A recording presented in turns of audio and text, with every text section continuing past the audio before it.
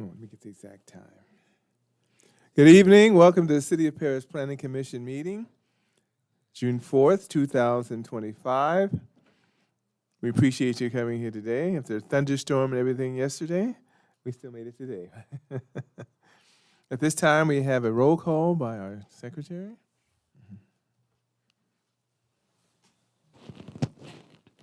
Commissioner Lopez, Here. Commissioner Jimenez, Here. Commissioner Menez, Here. Vice Chair Shively, Here. Chair Hammond. Here. Time we move to item 3, Pledge of Allegiance by Commissioner Lopez. Please stand for the pledge.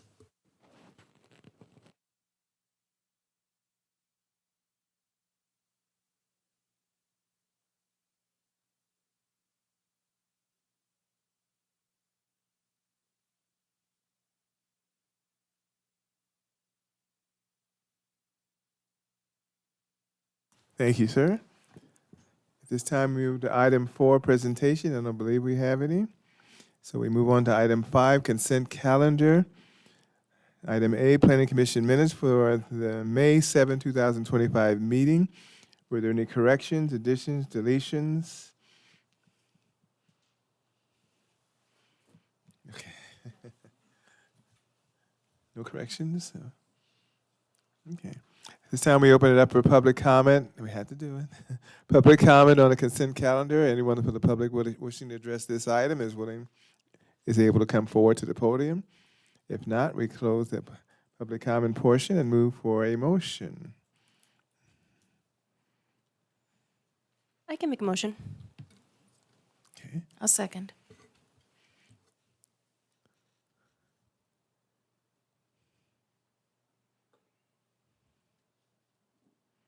Okay.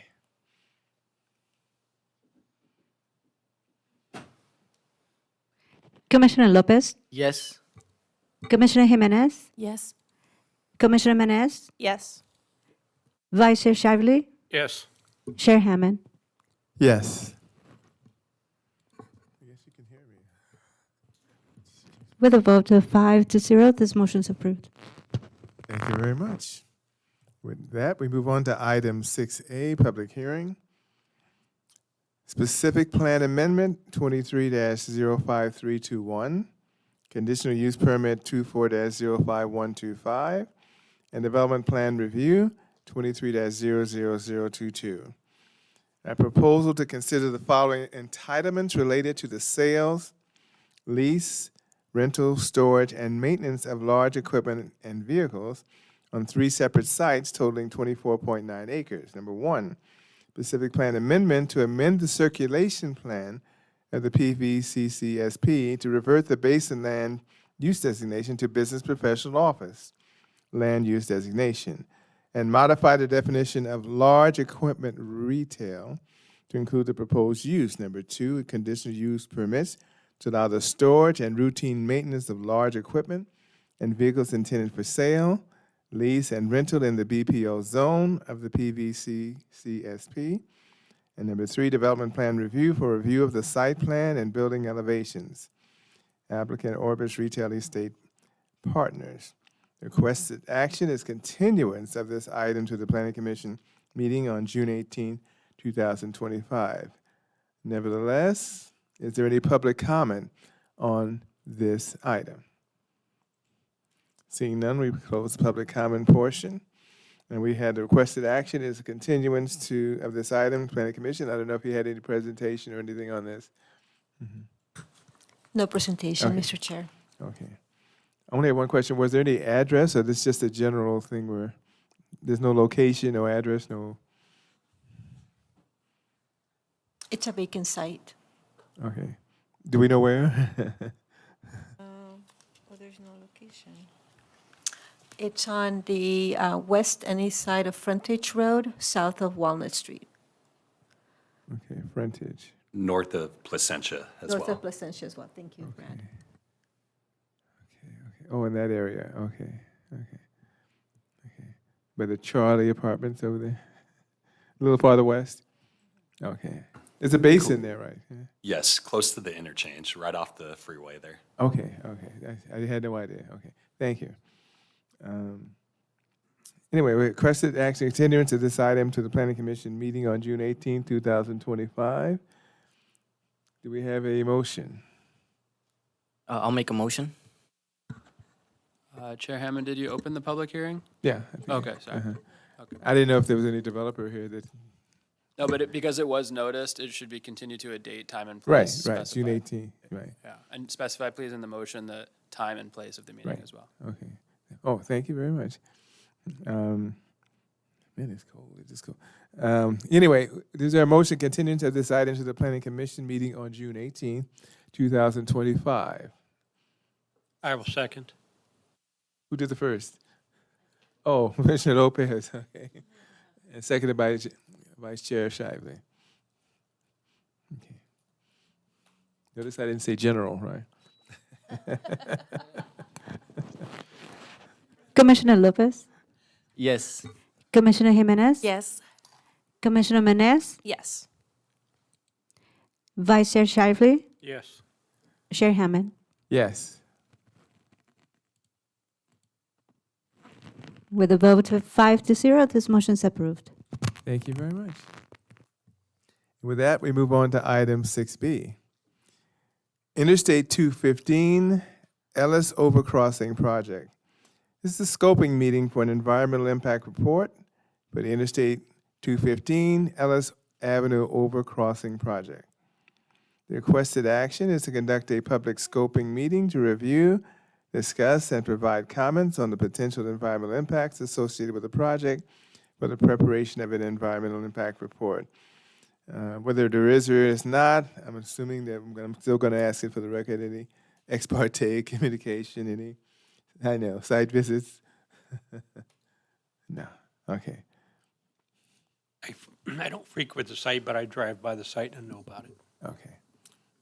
Same, I also drive by the site very frequently. A lot of drive-bys here, and I'm not talking about gang drive-bys, just regular drive-bys, okay? Don't get any ideas, okay? I too drive by the site and only drive. Yeah.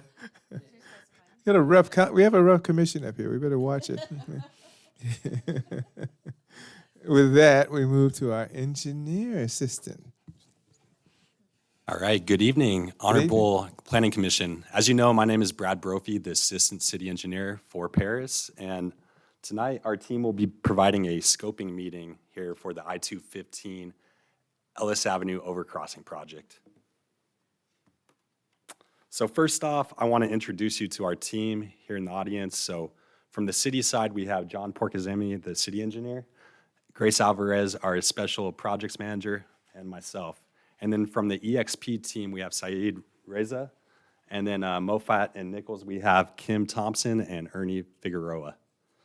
And then I want to shout out Patricia as well for helping us get to this scoping meeting as well and helping us put this PowerPoint together and give us her 2 cents on what you guys are looking for with these scoping meetings, because that's something engineering is not too familiar with. So thank you.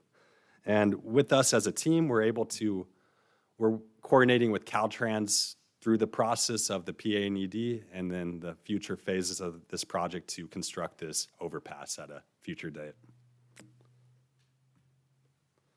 So for the scoping meeting today, it's broken down into 4 agenda topics. First, I'll start off with the project background.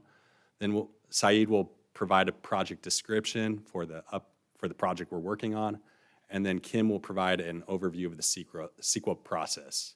And then finally, we'll end with comments and questions that Planning Commission may have, public may have regarding this project. And we'll take notes and answer any questions you may have. So a little project background. On May 9th, 2023, the City Council approved an agreement with EXP Services to perform a feasibility study for the I-215 Ellis Avenue Interchange project. Interchange, at this time, I'll get to that with the next bullet here. On February 27th, 2024, EXP provided the feasibility study findings to City Council, and 2 major things came out of that. 1, the interchange wasn't feasible, and then 2, the alignment needed to stay west of the Paris Valley Storm Drain Channel. There were a number of feasibility issues. Some were environmental issues, conservation land issues, spacing between existing interchanges. So to the north, you have Redlands Avenue interchange, which is about 9/10 of a mile to the north. Caltrans, for any type of off-ramps, on-ramps, they want at least a minimum of 1 mile. So that's just what, an interchange isn't feasible. So and cost too. So you add the on-ramps, off-ramps, you're doubling the cost for the interchange. So the preferred alternative was the overcrossing over I-215. And that would still provide that connection from the north side of I-215 to the south, from, Park West, which is being developed to the north, and then Green Valley to the south. So it's still providing that connection, just not the on and off ramps. And then on June 11th, 2024, the City Council approved an agreement with the EXP to conduct preliminary environmental and technical reports to support the project approval environmental document phase for the project. All these are funded through the CIP account S141, and we're directly involved with it, our engineering office, and we're coordinating directly with our consultants. And this shows our CIP sheet for this project. Right now, we have about 1.5 million in this account, and that's only to get to the preliminary PA and ED documents, just the preliminary phases here. So if we're looking at design, right-of-way, construction, you're going to be looking at $50 million potentially, maybe at, in 10 years from now, 100 million. So at this point, we're just trying to get the ball rolling. So when the circulation connection is needed, we're ready to go. So here's a map of our general plan circulation map. I zoomed in on the portion. It's kind of tough to read if you just have that big blow up. So I blew it up for the Ellis Avenue interchange location. Again, the interchange isn't feasible, and that portion I did that little red backwards L, that's not constructed today. So you'll see upcoming pictures where you see the vacant land. But again, our general plan calls for this connection for circulation purposes. Here's a land use map and circulation map for the New Paris specific plan, just for reference.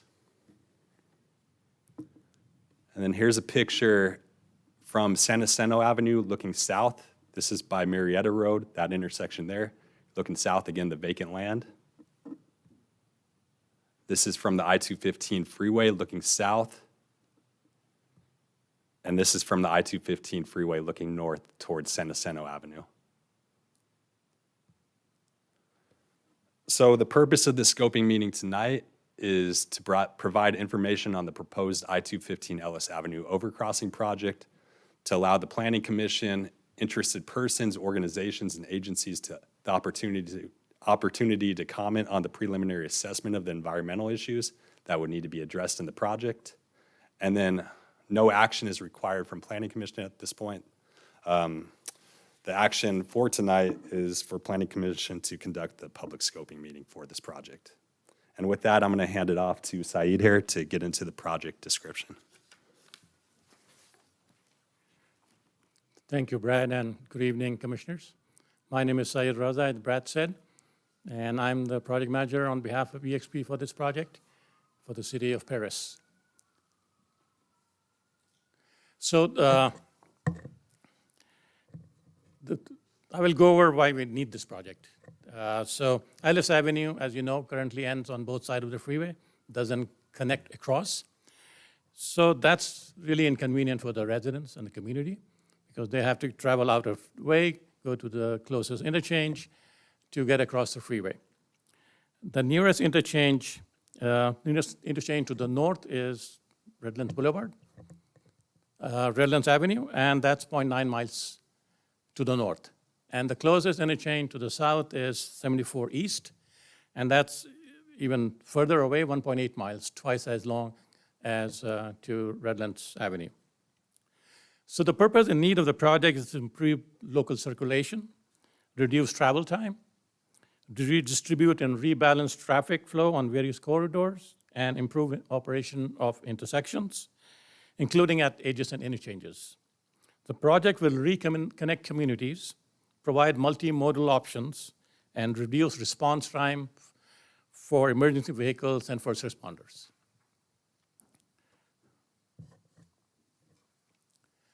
So this is the project location map. As you can see, Redlands Avenue is to the north, and the proposed alignment for Ellis Avenue across I-215 is shown in red. This is a zoomed in of the previous slide.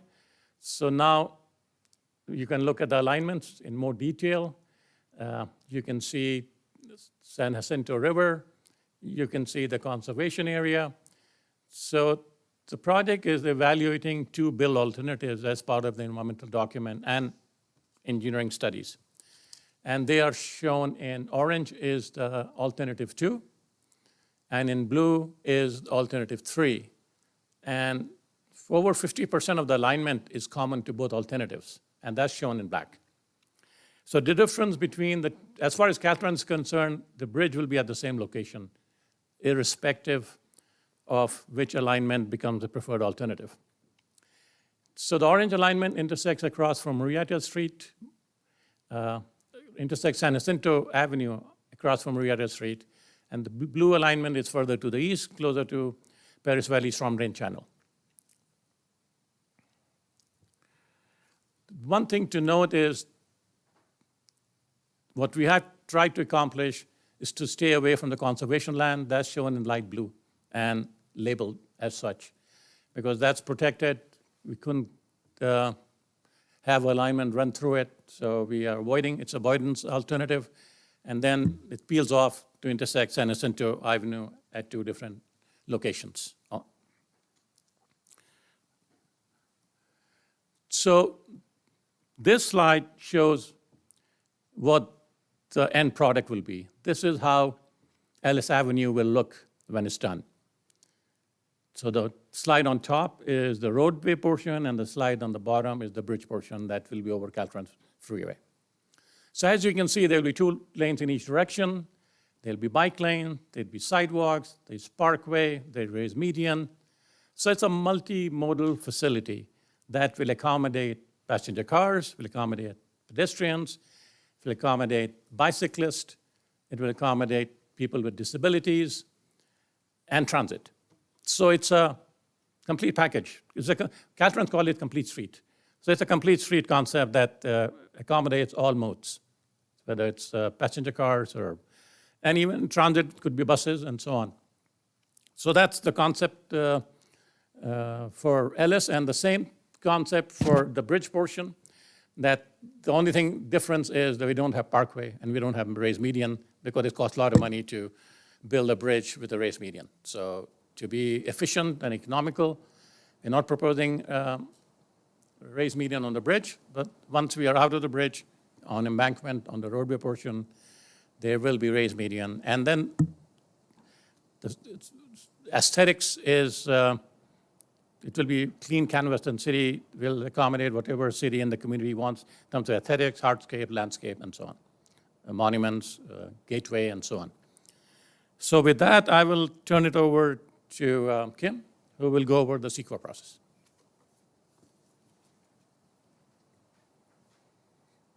Good evening, Commissioners. My name is Kim Thompson. I am an environmental planner at Moffitt & Nichol, and we are supporting the CEQA and NEPA process for this project. So what is CEQA? CEQA is the California Environmental Quality Act, and it's a California statute that requires state and public agencies to identify and disclose potentially significant environmental effects of their proposed activities and avoid or mitigate those effects if feasible. It is designed to inform decision makers and the public. There are different types of environmental analyses and documentation required under CEQA, and in this case, an environmental impact report will be prepared. For an EIR, or Environmental Impact Report, the agency must identify and analyze project alternatives, as you just heard some of those from Syed. And importantly, CEQA does require public disclosure and the opportunity for public comment, as an example here, why we're here today. So what you're seeing is a list of potential impacts and categories that are listed per CEQA guidelines and will be analyzed. The items that are highlighted in bold are items that, per the nature of the project, will require focused technical studies. But it's important to note that just because an issue is covered or will require a focused study, it does not mean that the impacts in these areas will be significant. Our analyses will reveal the areas of significant impact, if any. There will be an opportunity to comment on the draft document once the analysis is complete. So the scoping period, as I mentioned, is in progress, and that will be going through June 19th. And so we will be accepting comments until 5 p.m. on June 19th. The complete draft EIR with the completed analysis is expected late 2026. The comment period and public hearing on the draft EIR is anticipated also late 2026 or early 2027. After that, the complete and final EIR we hope will be done by mid-2027 and ready for approval at the Planning Commission here at that same time. And then it will be moved to the City Council for final approval by mid to late 2027. Public comments should focus on the potential physical environmental impacts of the I-215 Ellis Avenue overcrossing project. They should address technical issues to address in the EIR, mitigation measures that should be considered, and appropriate range of alternatives to evaluate the EIR. And you see here some opportunities to access the project documents on the company's website. Written comments, again, are going to be accepted until 5 p.m. on June 19th. And you can also submit comments via email or mail using the information provided on the slide. And thank you very much for your time. Thank you very much. Anyone else? I don't see John moving back there, so I guess not. Okay. You sure, John? Okay. Okay. Anything else from regular staff, the other staff? Any comments? Okay. At this time, we should open it up for public comment. Oh, no, I'm sorry, discussions. Discussions on it. What am I doing? It's been a while. Discussions on this, too soon for public comment. Discussion, questions, I'm sure we have a few concerning this particular item. Seeing that it's an EIR CEQA, we would have questions of It is a staff. public hearing item, so. Oh, yeah. But I was going to go with discussions first then. I don't know why I jumped out of order. I guess I said EIR. Okay. Any questions or discussion? Mm-hmm. Actually, questions. Yeah, I have one quick question. I know currently that the new Paris specific plan is not currently developed yet. But when conducting the studies, are you guys taking into consideration the potential development that can be there in future, like let's say parks, residential areas? I know there's a golf course that's supposed to be there. Is that all taken into consideration as if it's there now when conducting the studies? So we're most likely going to need to do a amendment to the new Paris specific plan and the general plan to show the preferred alignment. But as far as the land use, I mean, we wouldn't be looking to change any of the land use with this. It's more so the alignment. Because if you look right now, I know it's kind of tough to overlay. This alignment for the new Paris specific plan is more towards the east of our preferred alignment. Our preferred alignment would be more or less at the left side of that new Paris specific plan and line up with Marietta Road. But the studies are still taking all those, the new amended plan, are they still considering all that, what could potentially be there?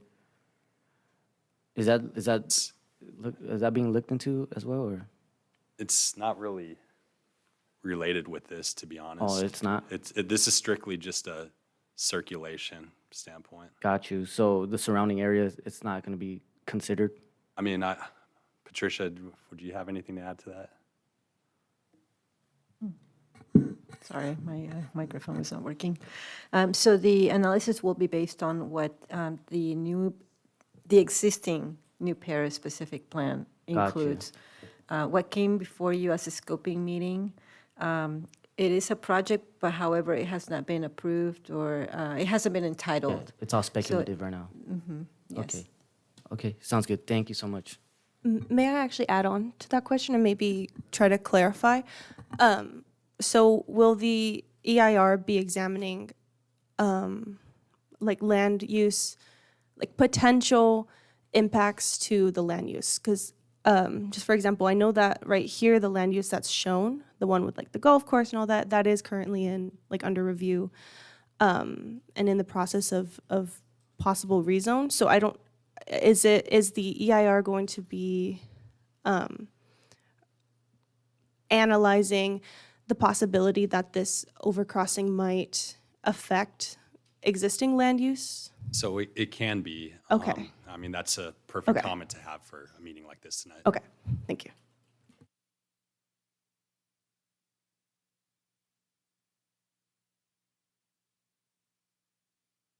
Oh, I thought you had something.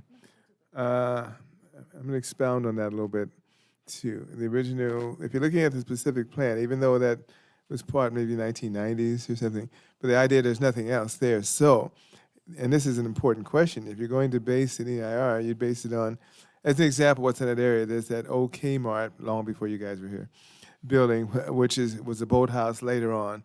We're talking about the road behind that to the east there, and I think that portion that you're seeing here, Marietta Road on back to the proposed Lewis development, is commercial in nature. So if you're going to do an EIR, would you not base it on the commercial properties, regardless of what has been approved, on commercial properties, the vehicle miles traveled from that, what impact it would have on that based on it being commercial, even if it gets changed, as opposed to what's on the east is what you see here. There's some commercial, there's some residential.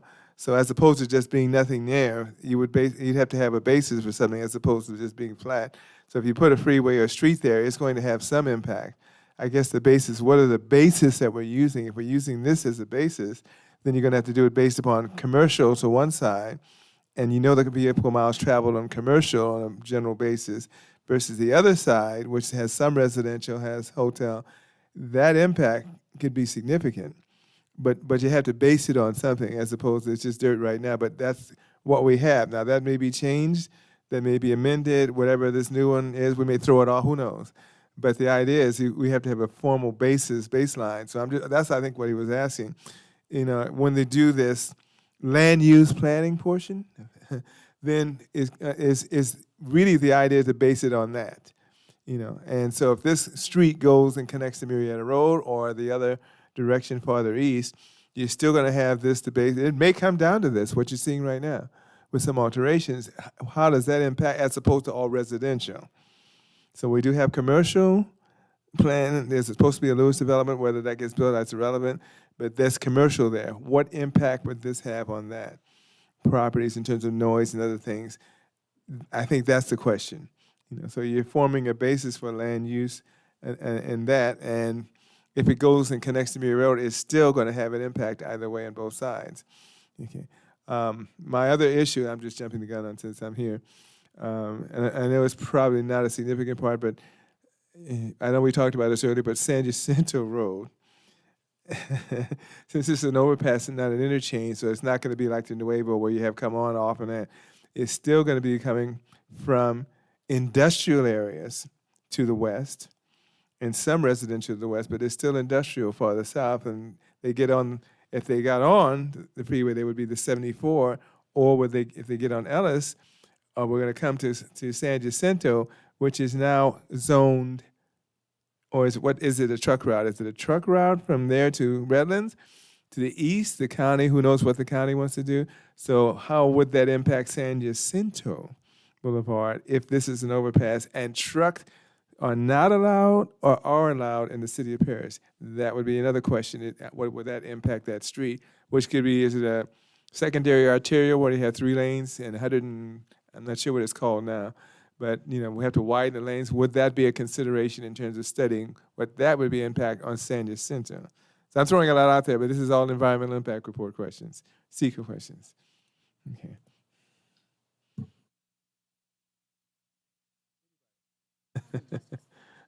Uh-huh. Chair Hammond, I can speak to that issue if you'd like.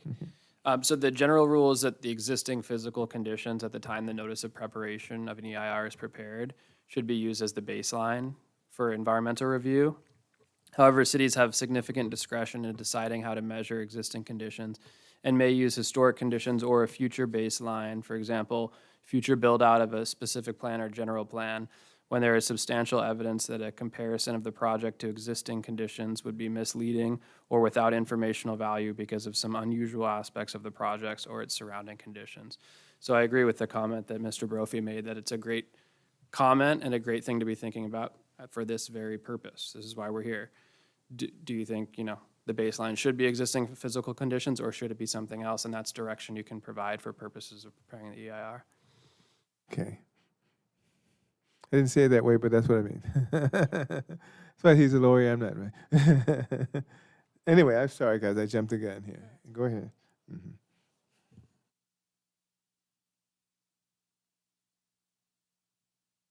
Me too.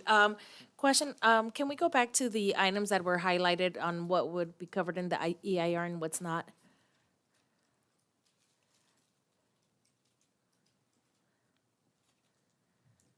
This one? That one. This Oh, one. yeah. Under this one, would it be reasonable to ask that we also look at public services such as response time to ambulance? Right, yes, that would be covered under utilities and service systems. So emergency systems and public services would be covered. Okay, it's not highlighted though. Itself. Well, all of these are going to be analyzed. The ones that are bolded, to be clear, are going to have more in-depth technical studies, but every single one of these categories is going to be analyzed. Yes, but I wanted to specifically respond to accidents on the overpass because we're going to have pedestrians, cyclists, and mobile vehicles. So the impact of that to public services. And also within transportation, possibly looking at alternatives because on the diagram, there's, I think, the walkway, there's a barrier on the bridge itself, and then there's a cyclist. Having a second barrier or moving it in, designing it a little bit different when it also comes to safety and impact. So that, and when we're looking at, what was it? Mitigation measures of the noise and air quality and all that. Adequate landscaping along the way, even on the bridge potentially. And accessibility, because we don't know what the degree would be for the ramp. So when we're thinking about our citizens with wheelchairs, mobility issues, I broke a toe once, and things like that, the impact about accessibility on and off the ramp. Last thing you want is to be in a wheelchair and you're going downhill real fast. So that when we're thinking about the bridge,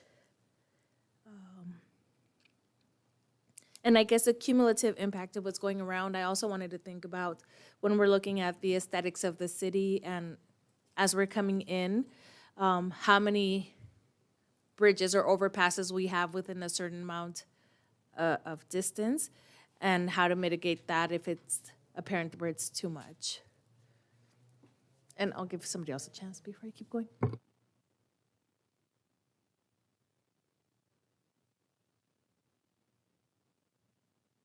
I mean, my concern, Chair Hammond basically summed it up as well, because the impact of what we're looking at is, I think it should be remain in the current situation where the current zonings are, not for a future zone or not for a rezone in the future.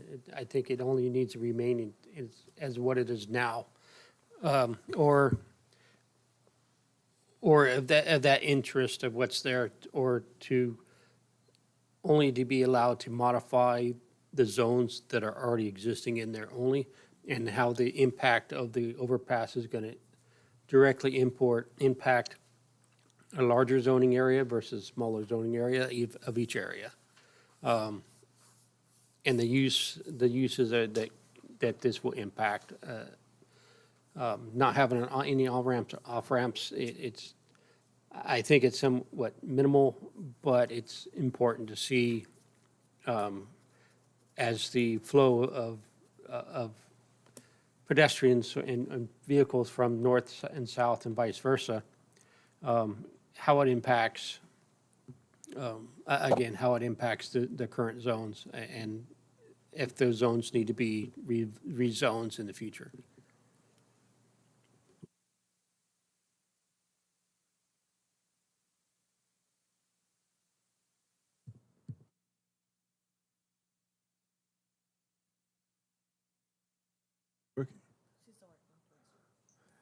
Yeah, I think, and I'm not gonna, I think my it's really transportation and not so much aesthetics. It's just, I'm only suggesting I go back and reiterate that you look at what's there now. If necessary, if someone comes in with a different plan and wants to add to it, then they'll have to consider redoing. That's on them. I'm sorry, it just is. But as it is now, you have to have a basis. You have to formulate a basis, and I think whether this, this is a long time ago. We understand that, but because you have the natural habitat area and all that, this is pretty closer to that, the original one, because you can't put a lot of things within, I think it's a 500-foot barrier on each side. But I'm really focusing on two things. One is San Jacinto. I know what the city says, but if you have a ramp that's coming across, and unless you have signs saying, vehicles over so many tons can't such and such this direction, that's one thing. But then that's a Caltrans thing. That's beyond our scope. But if it comes to the city and the city has decided that San Jacinto is not going to be a truck route, then that's going to have to clearly be understood, because it should be measured in terms of impact. If it is a truck route, what's the impact on San Jacinto and the homes that are north of there? Because there are homes, all those homes are supposed to be north of there. We don't know what the county is going to do east of Dunlap, if that's residential now, whatever. I have my ideas, but I can't say them because I'm a planning commissioner. But the idea is that we don't know what the county is going to say, but if that's all residential over there, that's one thing that's farther east. But around that area, it's commercial to the left. Now, if that's changed for whatever reason, then that's coming through the process here. But all I'm saying is we need to base it on pretty much what we have now, because you got to have a benchmark. And whether or not the other developers want to do industrial, whether they want to do other stuff, they're going to have to make the changes like all the other ones do. Or we're going to have, now we want to change it, then they got to come back and determine, if you have industrial, the vehicle amount, then it becomes a major issue on San Jacinto. But if it's going to be residential, commercial, that's another thing. So if we're looking at the study, there's a whole different study in terms of vehicle miles, travel, and all that when you deal with commercial and residential versus industrial. So that's what we're pretty much laying out here. And I've been laying out is that the current zoning, is what we need to look at. I think we already understood that one. As far as the bridge, we don't have overpasses like Placentia where you're coming on. So we really just talk about an overpass going over. That's a big difference, okay? But on the west side of Ellis, you have the Home Depot, all those. If we're detouring, and the reason why it's important, if we're detouring them to go, we don't want them to go Redlands, so they're going to go Case Road. Where are they going to go down to 74? They're going to scream about that one, right? Screaming is putting it mildly. But you're going to detour it south. We're still in the same position. They're going to 74. And there's no way you go to 74 to get back up north, so you're going to go to Redlands. They're going to go to Redlands, whether it's a truck route or not, they're going to Redlands. So it's the idea of whether they go to Redlands, we don't want, or you come across this and go to San Jacinto and backtrack. Since there's no on-ramp to get on there, now that becomes a measurement issue as well. So if you're just going to have an overpass, they're going to come to San Jacinto. Then it's up to the city, if you turn left to get back on the freeway, is that going to be a truck route from Murrieta Road to Redlands and to get on the on-ramp? See, I'm way ahead of the game on you guys. I should be an engineer. But you understand where I'm going. These are all what-ifs, possibilities, but that's what the EIR is. You're looking at transportation, circulation, right on here, circulation. Major issue on this one. Okay. I don't, just as far as whether that it comes out the on-ramp becomes a street, that's a whole nother ball game because it's like any other street, but it's just how do we control that? All I have to do is say Ethernet and stop there, right? So Ethernet was not planned for a truck route, but the other city said it is, and guess what? It's a truck route. Okay, so I'm I'm really holding back what I want to say about that one, but I'm just saying let's look at that. And I've been talking, so maybe if the other ones have anything to add, but there's not a whole lot else. I mean, you're going to study everything. I understand that, and obviously this is just an idea of scoping, but those are kind of concerns, not so much just petitioners as residents, okay? Because we don't know what's going to be built over by the old Kmart, in that area. We're not sure, but we have to go with what the current zoning is. And I think you already have studies that say, oh, in terms of commercial, this is how many car and vehicles tend to go to commercial or shopping center or stores versus going to industrial or something like that. So I think that's what I was talking about. Have I given you enough time now, Vivi? Okay. I think so. Sorry, I had to write it out how I wanted it because it's wordy. I don't know. I feel like we're there. Yeah. I definitely. You should see my college essays. So kind of going back, or maybe expanding again on what I touched on earlier. I do think that the EIR should study in depth the long-term land use conversion potential that this overcrossing will create. And then I would like specifically on the level of individual adjacent parcels. Preferably, I don't know how specifically the data analysis goes through, but preferably I was thinking maybe historic trends. Like I said earlier, I know that this region in this slide right here is currently in undergoing a rezone process. So I know that this overcrossing definitely has the potential to attract more logistics or an industrial, more heavy duty traffic and development.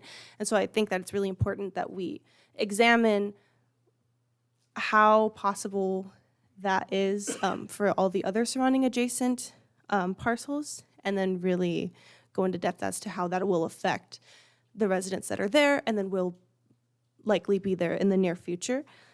And then again, I want to be clear that I don't want, or I don't believe that just going off of what is there in the general plan or I don't think this is PVC CSP, right? This is just general planned area. New Paris specific plan right here. Too many acronyms, but whatever is in the current specific plan, I think we need to go beyond that and consider historically what this type of development brings for surrounding areas.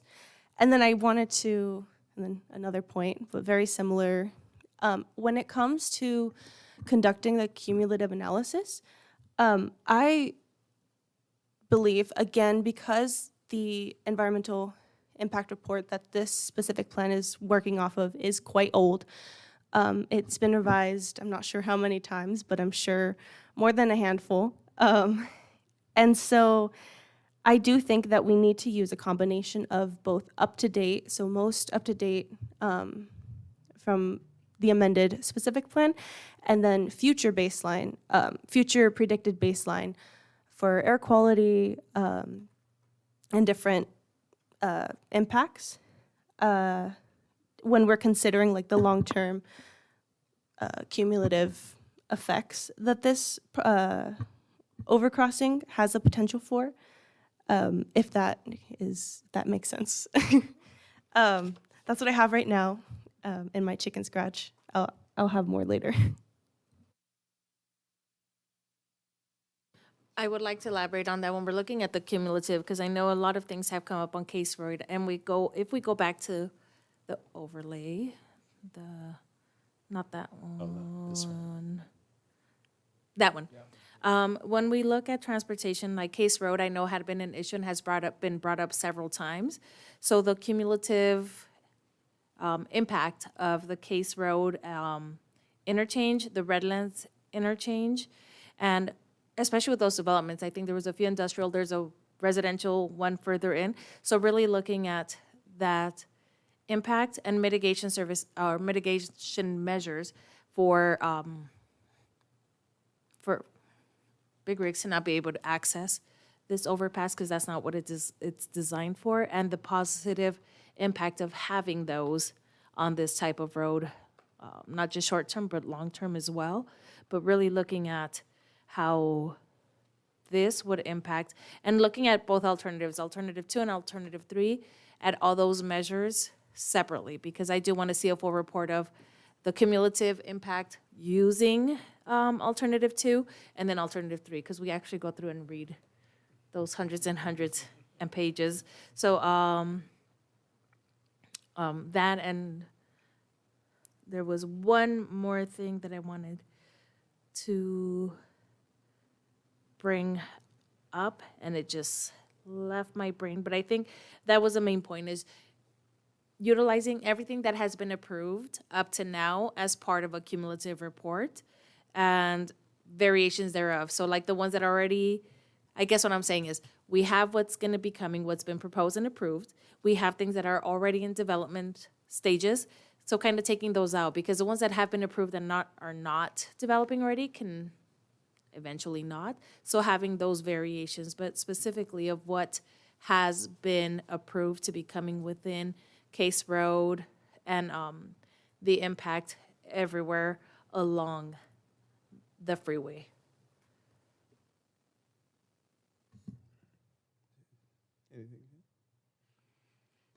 Yeah, I won't belittle it, but we'll just give you as much information as we can, because you know this is a planning commission, and we have to do it. Even if we didn't, we'll think of something. I think the idea, of course, is the connectivity, because the other place is Redlands, and that's a long way away, and then south, and you can't, and 74, and it makes practical sense to do something in between. And at the actual overpass, we don't say interchange, you really don't have the impact of actual residential at that point. It's the conservation area and the other thing. So I think that is one thing, to measuring that around there, because you don't have it, that impact at that location. I think once it crosses over and gets into the specific plan area, it's just a matter of the distance, and this is where you measure. If it's connecting to Marietta Road, which will have to be another consideration, what impact those things are on Marietta Road as that connection's there. And you're talking two lanes on each side. So if it's Alternative 3, you're looking at on each side of that. If it's commercial, we've got to go with the basis of what's there. We can't go with the future. They have not been approved. We can't even look at it. We have to go with what was previously done. You have to, by law. You have no choice. So what was there may not be done, but you have to have a baseline. So we don't have a choice. Now, if it's changed in the future, that's future, but that's not entitled at this point. So we have to look at what's there. That's not even an option. But I think from Alternative 3 to the east, you have a channel. In between there, would there be housing? You have to have that versus, what would be the west of that, versus Alternative 2, where you have all that area to the east. So that farther away you are from the storm drain and what kind of development would be in there, those are two different measurements. And I think that's what we're kind of talking about. So that line, that dividing line, that light blue or light green, is a big difference too. And it's not connecting anything, so if it's not connecting, what impact, again, is it going to have San Jacinto? Because now you have to have a signalized thing there, which creates a different thing with San Jacinto. That's why I keep mentioning San Jacinto. The city has made some decisions, but this could impact San Jacinto and residential property in that area. So if it's not a truck route and it's just a regular overpass, that's one thing. If it's going to be a truck route, city decision, that impacts that whole area. And even those houses that are next to that Skydive Park, there are homes right over there. How would that be impacted? So I think that's just a kind of generic question. I think that's kind of where we're going with it. It's more transportation circulation. And when you get down to the specifics about the bridge and overpass, you can make a recommendation. Now, is Caltrans the one that actually has the last say on the bridge? It's crossing over itself, or is that something that the city, in conjunction with Caltrans, would determine? It's more so city in conjunction with Caltrans. Every environmental document design, we have to coordinate with Caltrans on it. But as of now, it's a city-run project. So Okay. And so because of the fact that it's over the freeway, naturally they're going to right, bring there's the 50. some coordination aspects with that. Yeah. Okay. bring their 50 people to the meeting when we have 2, right? Shh. I didn't say that. But I know Caltrans. But anyway, okay, so any other questions? I think I pretty much. I was thinking about recreation, because that's something that we usually don't touch on, but because Ellis, it's kind of in the general vicinity of the league, the baseball fields and the water park, and I know there's parks in that area, so I was hoping we could also look at the impact to recreation as having more access to them from different, multiple locations, the impact that that would have on the recreation of our city. You're showing on the map realignment of Evans Road. Is that separate from and apart from this study? Or is that something that would be connected to this study? Because you had realigned, just that last picture, you had realignment of Evans Road. Is that something separate? Oh, that's something separate. That's part of the Park West project. That's something separate at this point. Okay, okay, so not part of it. Okay. Not part of this. Okay, okay. Anything else, guys? I think we. I have a question. Does this overcrossing have any potential to affect the Metrolink station that's near there, or even affect the possibility of extending it in the future? Because I know that that's the end of the line and the Riverside Paris lane. Does that have possibility? Right, so the one off Case Road. Yeah. Yeah. So, I mean, that's something, it will provide a more direct route for residents at the north side of I-215 to get to this station. So from a circulation standpoint, I would imagine that would help. But again, that's something that could be, assessed with this study. Yeah, I think I would like that. Yeah, because I just worry, because I know that like RCTC has certain ideas and plans for areas that are around public transit stations, and I would just want to be sure that we're not infringing on any future ideas. So yeah, if that could be looked into, and I think that was it. Sorry, it just came to me. I do want to echo that, because I feel like the northern part of the city, there's where the train ends, and south it's Case. So the impact of that without having that connectivity, because if I live on the north side, yeah, it gives me more access to the south side. But if I'm closer to the north side and I could take the train there and it connects, it's a lot easier. It's less miles traveled. So looking at that, because that could be a potential future project. So the impact that this would have on eliminating that as a possibility, because if we develop this in a place where it can still connect, the train systems can connect, the future impact of that, and also the accessibility to it, because I live on the north side. I'm not going to drive all the way to Case Road to take the train to go to San Diego when I could take it at one of the northern stations. Yeah, and right now Ellis is a dead end, so based on this, Ellis, it's cut off. You have the Home Depot at the farther end and the paintball, whatever that is. And then it's cut off, so this would be opening up that portion. Right, and she said adjacent to the Metrolink it is. Actually, you get into Metrolink from that road, so this changes that whole dynamic. But I think the idea is if you're talking about multifamily on that portion, because obviously transportation-oriented development, which is an old thing, would be part of this. So the idea is that you can connect the two sides. And I think that's one of the things that's looked at in terms of circulation. It takes Ellis from being cut off, and now you have a thorough road to Redlands. Okay, so it goes back to, what constitutes truck routes now, because, there's going to be another warehouse there. Are they going to be going east? Are they going to be going south? That's a major question for this study, because this makes a big difference. If you're going to have truck routes going east, then now you have a problem to San Jacinto. So we really got to look at that one. Okay, and with that, I'm pretty much questioned out. Unless you have something. Sorry, another thing. I also want to make sure that the EIR takes into account not just passenger vehicle greenhouse gas emissions and vehicle and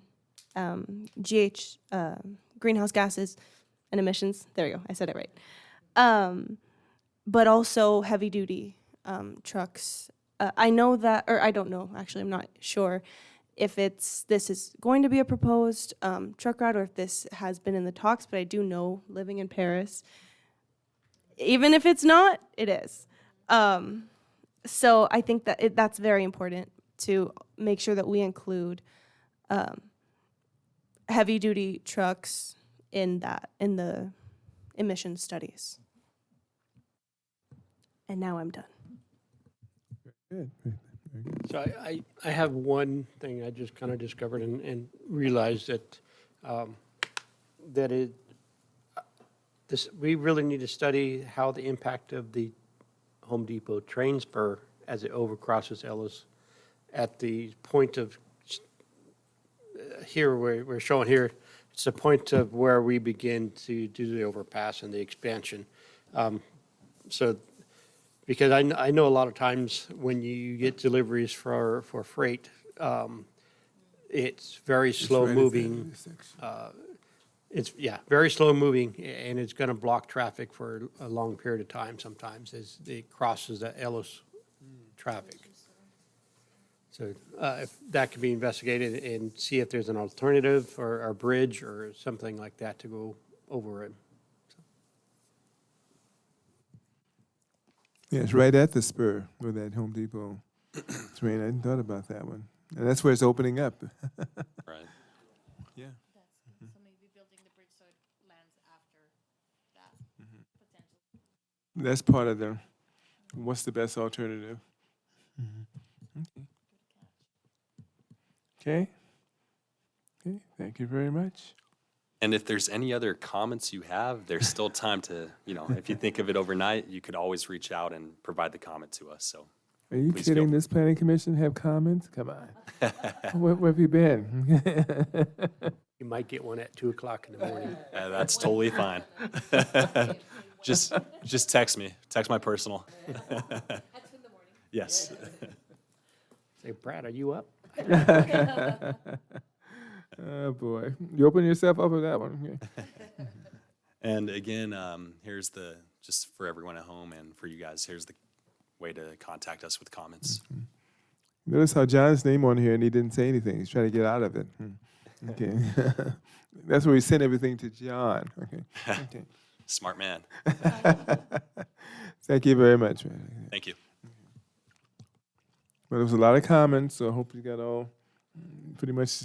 I couldn't keep track, but there's a lot. We appreciate it. Thank you, man. Okay. And with that,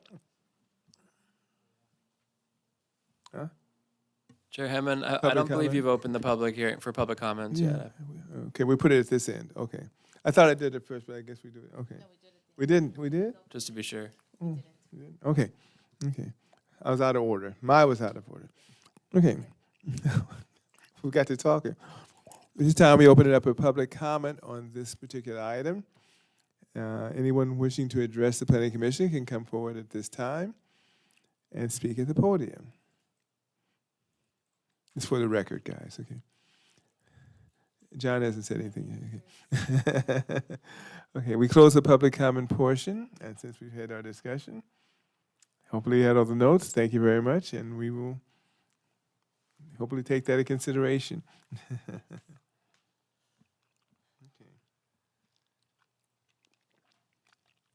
At this time, speaking of public comment, we are on item 7, public comments. Anyone wishing to address the Planning Commission regarding items not on the agenda may do so at this time and can walk up to the podium and wait for the chairperson to recognize you. And at this time, any item not on the agenda, this is the time to come forward. Since we don't have Zoom, we don't do that anymore. Okay. Seeing none, we will close the public comment portion and move on to business items. I don't believe we have business items. And we move on to item 9, commission members' announcements or reports or suggestions. Since our last meeting, we had a Memorial Day, so I just wanted to pay homage to the fallen soldiers that have fought to protect our country and represent our country. Also, today, some of the Paris residents are on summer break. So Daniel Valverde Unified School District just started theirs. So, and I want to congratulate the graduates, the high school graduates that are graduating as well. I think Rancho had theirs yesterday, and today Orange Vista's having theirs, so congrats to all the grads. And besides that, I just want to wish everybody a good night, and thank you everybody for coming out. I'd like to echo that as, yeah, today was Valverde's last day of school. Summer break has officially begun, and it couldn't be any sooner. It couldn't have come any better. I'm tired. I'm hot. I'm sweaty. I'm ready to lounge in the pool. There hasn't been too much going on, but I did want to make a suggestion possibly to staff or maybe just something that we could think about. I was aware that CEQA guidelines state that the description of the physical environmental conditions of the vicinity need to be taken into account as they are at the time of the NOP.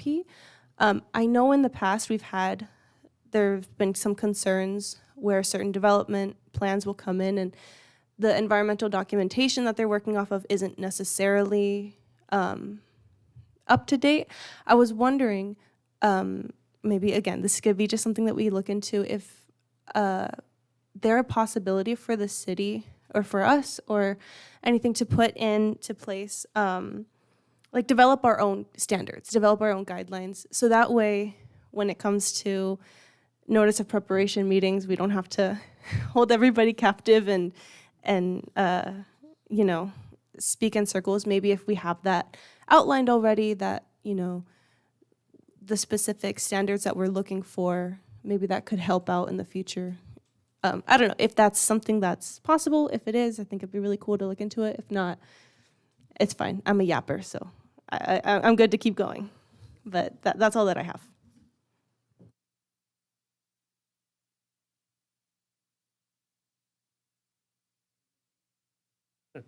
I'll go ahead. Unfortunately, my student doesn't, my graduate doesn't get out of school quite early as some of the others. But she is graduating next week, and I'm very proud of her and her accomplishments. So, summa cum laude is very appreciative and very hard to achieve. So, what she's done is amazing. So, I'm very proud of her. So. I also wanted to congratulate the graduates, especially your daughter.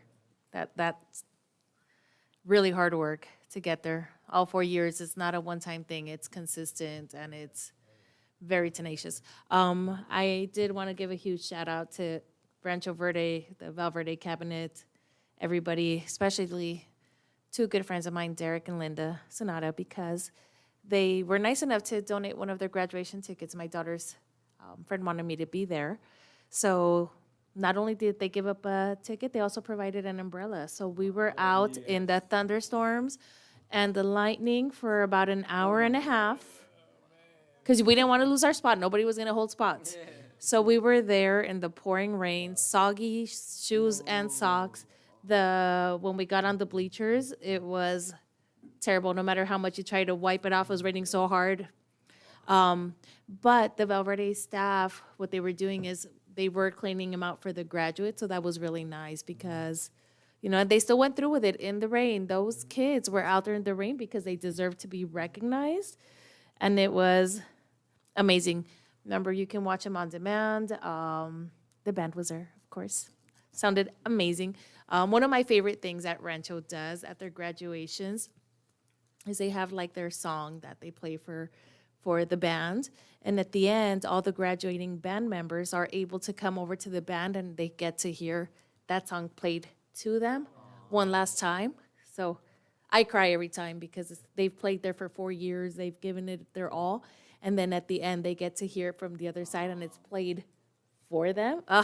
Every time. When my daughter was there, I ugly cried for like 10 minutes. Yesterday, not so long because my daughter's not graduating yet, but huge shout out to everybody that's graduating, but especially for those yesterday because they really had to figure out how to get things going. The staff, the police department, everybody. First they said no umbrellas, and at the end they were like, no, we're gonna let umbrellas in.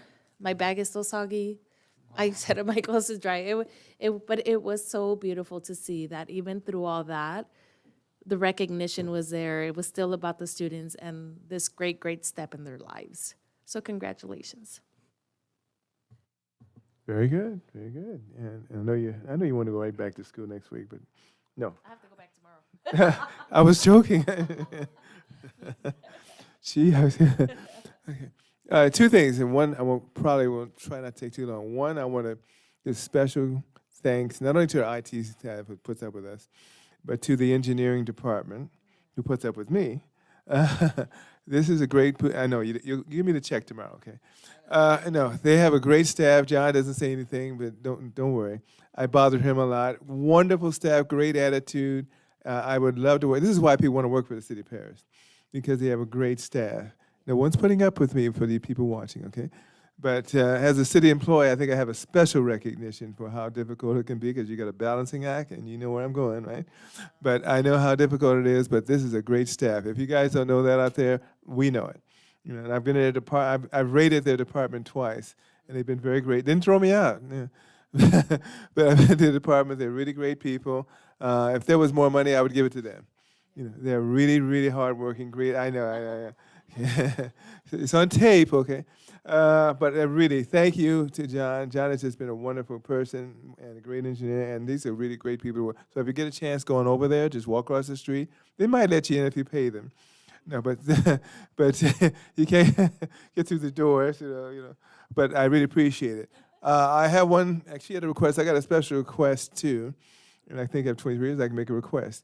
And it's a very lengthy, but it's going to be a detailed request. And I think I told staff beforehand what it would be. And it's for not just for us, for future generations of planning commissioners, that we have, number one, a very extensive training on what zones are, what zoning is, what PDOs are, what specific plans are, and I mean specific examples of each one of them visually. And if it takes 2 hours here, we take 2 hours to go through each one of them. Light industrial, this is light industrial, Home Depot. This is residential multifamily, short pictures of it. And I have put on tape, I'm willing to work with any staff member to do it, which means it's gonna be intense. This is not just for me, and I made it, but the only idea is that for future people to understand what a PDO is, and we know what I'm talking about, right? What form-based, you know what form-based stuff is? No. Okay, you know, so I don't want to get too technical. What a transportation-oriented development really is in the city of Paris, and what are the plans? So we have a general plan. What does that mean? What a specific plan? What does that mean? What are examples of it that have been built? General plan. What does that look like? What is each zone? Why is it zoned up for by March Air Force and not down south? What are the overlay zones? So I think the specifics would help. Engineering, of course, would be involved in this because EMWD is taking over everything now. Good luck. Might get things done. Between them and Southern California, maybe 2 years for each project, right? But the idea is that to look at it overall, develop a whole thing that makes it easy to walk in and say, oh, this is what each one of these things, and even visually look at it. So if you do that, this is something that can be done. I can work with them. I don't care who you pick. I'll work with them. I'll drive them crazy, but I can work with them. And I mean, talk about detail. This is detail. This is more detail than any developers do. They don't do it. Detail. Okay, so when you say downtown specific plan, what do you mean by downtown? What does zero lot line mean? If you don't know what that means, I do, but you may not. So it should not just be me, you know what, we need to pass it on. That's what mentorship is, that was passing it on. So I think that would be a great idea to put together, whether it's a booklet, whatever the other case is, get the money, I don't care how we do it, but I'll be happy to work with anyone to do that. And whatever, you know, we have SB 330, we have all these other things, that we can bring in the city attorney with that. So if you have zoning changes from a specific, this is not going to residential, MFR, what does MFR 14 mean? Okay, what is R6000? Does everybody assume to know that when they walk in here? Can't assume it. So you make better decision making when you have information, right? So this is for future generations. I'm thinking future, not just Dwayne Hammond, but for current ones that come in, get an idea up front, and then even futuristic one. Oh, now I have a booklet or something to show me. Boom. So when we say this is that zone, this is that zone, huh? What's the difference between light industrial and general industrial? Should know that. You're making decisions about it. Okay, so you get the idea. That's my request. And it's not a 2-week thing, guys. It's going to take a few months, if we even do a few months. But that's what I'm requesting. I'm putting it on tape as an agenda item, so whenever we can get around to it, slow, maybe I'll be happy to even help make the presentation with somebody you pick. But I'm not going to make it because it's city employee. But I'd be happy to work with them. See, Yeah, it's on So- tape. someone else said that. I was just sounding like it's AI, right? But I would appreciate, I really would appreciate that, not for anyone that's coming into that. Like, what's the public, like this, the libraries on public space and things like that. What does that mean, public space? What can you do with that? Okay, anyone, like somebody came with an overlay zone. What does that mean? Okay, senior overlay zone. We haven't seen. What happens if they come with that as opposed to what is currently zoned? Okay. Yeah, so I think these things to be answered, and pictures of each one. That would make a big difference, I think, for any future. We would be the only ones. We'd probably get an award in the state if we do it. I hate to say it. Nobody else is doing this. Menifee's not doing it. I had to throw that in, couldn't help it. But, if no one else would be doing this, no one else would have it, and trust me, this makes you look good as employees. No, it's a great idea. We'll Okay. be working with you closely. Okay. Like you said, it's not going to take, Yeah. take 1 week or 2 weeks. No, It's going to take no. some time. Yes. But yeah, I think it's a great opportunity to provide training and for you as a planning commission to make better decisions Exactly. in the future. Exactly. We want to be the best city we can be. You don't have to be the best in the world. We're just to be the best that we can be. The most informed, like EIR, right? We have an idea. We've sent several of them. That's why we ask questions. We've seen thousands. I've seen so many EIRs. I'm in my sleep, nightmare, okay? But the idea is to know what it means if you're going to vote on it, right? The difference between CEQA and it's federal, but we don't deal with federal. We just deal with CEQA. Okay. Anyway, lastly, I went on the vinyl wrap of some of the public electric boxes. They had all the people that did the vinyl wrap, the artists showed up. And so each one of them took pictures next to the box. Amazing thing the city of Paris does when it comes to arts. To recognize them in that was fantastic. Right out here you say, well, how did somebody, no, they didn't paint it on, they wrapped it. And they had to do 7, and that's just the start. There's other ones they plan to do in the city. Look outside how beautiful that is. It's gorgeous. And that, as opposed to graffiti, and how beautiful it is. And I have to give hats off to the city for recognizing things like that. Okay? So that's my long speech for today. Obviously, congratulate the school. I know many of you want to come back to school. No. But it's great, and they did a great job. And for those, I think even beyond that, we can explain what the Planning Commission is is part of that training. What does a Planning Commission really do? What are the roles? We're not the City Council. This is the Planning Commission. Okay. I don't think half the people trying to get on this even understand it. You're not changing the world. You have certain rules and regulations. Some governed by the state. As opposed to Rec and Park Commission or something. This is not that. Very specific. Okay? And without any further ado, we go on to the planning manager reports and/or information. Thank you, Mr. Chairman. Those are great ideas. We do have a Planning Commission handbook, and I'm happy to go through it and update it where necessary, but I will be working closely with you, like I said, to get that training going.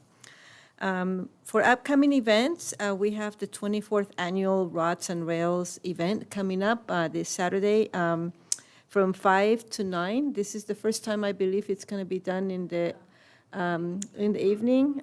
It's to avoid the heat, although it's been kind of cloudy and rainy lately, but hopefully it doesn't rain. I haven't seen the weather forecast, but this time around it's going to be from 5 to 9 at the Southern California Railway Museum. So hopefully we can all see you there. For the next Planning Commission meeting on June 18th, we have 5 items. The item that was continued today, the Orbis project, will be coming to you on the 18th. We also have a zoning code amendment, which would allow density transfer. We would have also a zoning code amendment to update design regulations. We're going to have a scoping meeting for a warehouse on Harley Knox. And we are going to have also an application for a wireless facility disguised as a water tower. Those are the 5 items that will be coming to you on the 18th. And with that, that concludes my report. Thank you. Guys, this is a water tower. Okay, I look forward to that one. Okay. Thank you very much. Unless our city attorney or our assistant engineer have anything to add, I didn't think you did. We were nice to you today, okay? Okay. And with that, thank you, Sylvia, as always. Okay. Again, the check will be there tomorrow, so don't worry, okay? But anyway, with that, thank you, audience. We appreciate the support. And again, if you can get to the engineering department, walk over there one day, bother them. And it's nice, and it's a very nice group of people. And with that, adjournment, and anyone you could pick, pretty much, Sylvia, because we're not going to object unless you're crazy. And as of this time, we will see you on the 18th of June. Have a good evening, and hopefully it won't rain tonight.